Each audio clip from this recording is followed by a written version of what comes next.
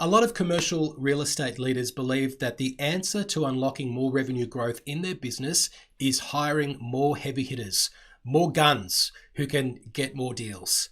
But what if the answer wasn't actually to hire more top producers? What if the answer was actually to hire more people who could support the top producers that you already have?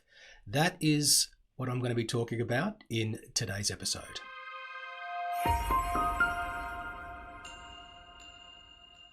Hello and welcome to episode 160 of the show. This is Commercial Real Estate Leadership. I'm Darren Krakowiak. I help commercial real estate leaders to crank up the growth in their business. And what I'm going to talk about today is a concept that whenever I introduce it to clients, they love it. They think it's awesome. It's called Find, Mind, and Grind.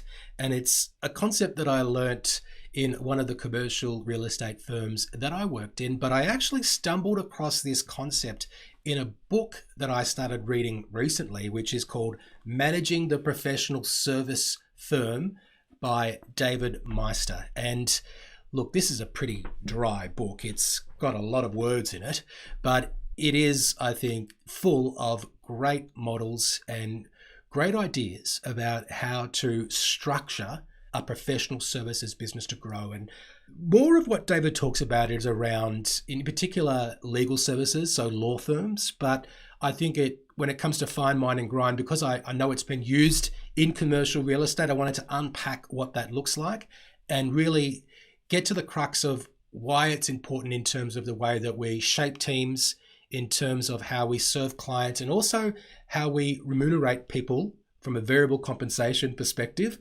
inside a commercial real estate business. So let's first define who is the finder, who is the minder, and who is the grinder. So first of all, we've got the finders. And I guess this is a business development function. These are the people who are the rainmakers. These are the people who bring in new clients, who work on business development opportunities. And they're the agents and brokers who are out there networking, who are prospecting and securing listings. Next up, we have people who are the minders. Now, this is more of a client relationship management role, and these people nurture and maintain relationships, and they ensure that client satisfaction is at a certain standard and that we're retaining clients. It might be client success in some businesses. In commercial real estate, these are people who really understand the client's needs. They oversee those transactions and they ensure smooth communication between all parties.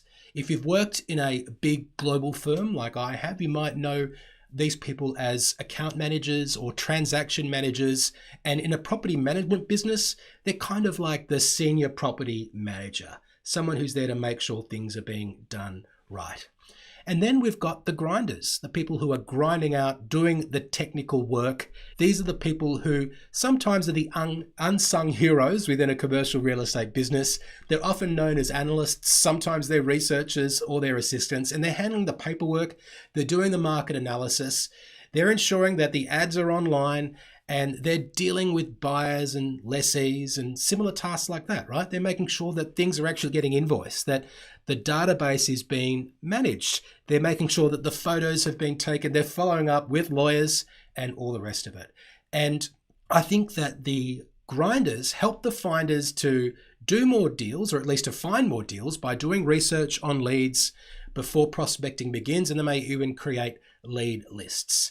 So all of those tasks that I just went through in terms of the responsibilities of the grind person are things that you should not be letting your top earners do.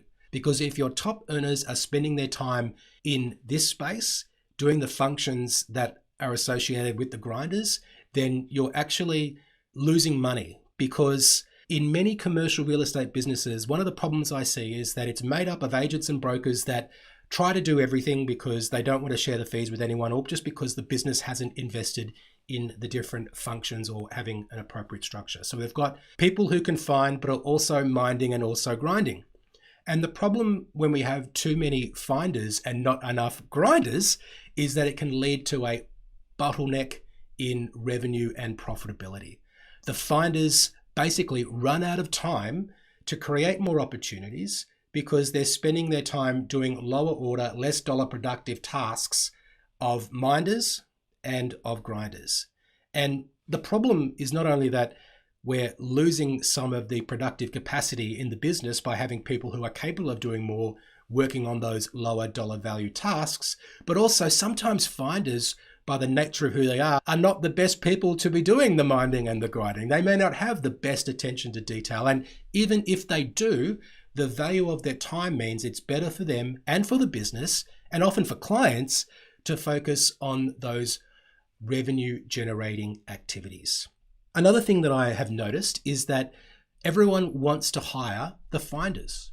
That's where everyone is focusing their attention from a recruitment perspective, which means that they are harder to hire. You may have heard of sign-on bonuses, which have been running rampant, not so much in the last few months, but certainly earlier this year and last year, there was a lot of that going on in the Australian market. Probably still is in certain places. And what that means is that we're going after this smaller pool of talent when actually we can activate more revenue in our business for less by helping our finders do more work by having more grinders in the business. So grinders can be people that you hire who also have potential. And in fact, in the book that I mentioned before by David Maister, he talks about the fact that in law firms, people start grinding based on the fact that they want to eventually elevate themselves to be a minder and ultimately to be a finder. So it's kind of like the way that they move up the hierarchy.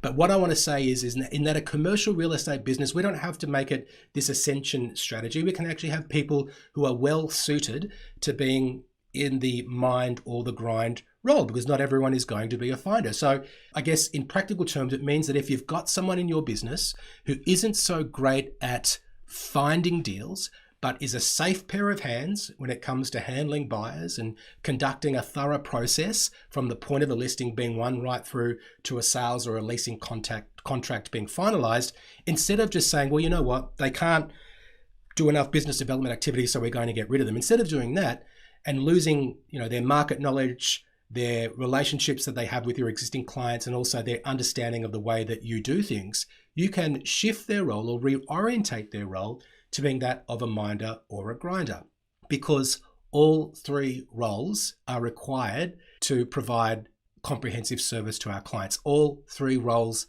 are important within a commercial real estate business.